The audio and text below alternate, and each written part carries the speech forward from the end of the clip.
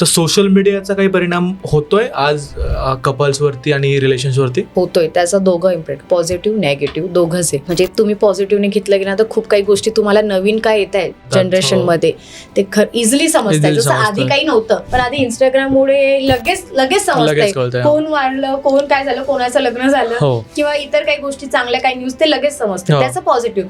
नंतर जे काही असतील काही नेगेटिव्ह ते काही गोष्टी येतात ते त्यांच्याकडनं लोक लगेच काही मेसेज बघितला असं असतंय ते लगेच मग वाईफ मे बी स्वतःवरच अज्युम करून घरात तशी वागणूक करेल किंवा एखादी रील बघून घेईल, अरे असं आहे तर ते नको. माझं म्हणणं तुम्ही रील बघताय ते बघण्यापुरतं तेवढंच ठेवा, नंतर विसरून जा.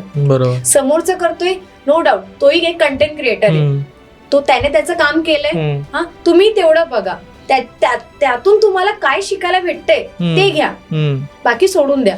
ते त्याला तुम्ही घरासोबत म्हणजे इन्व्हॉल्वच नको करायला.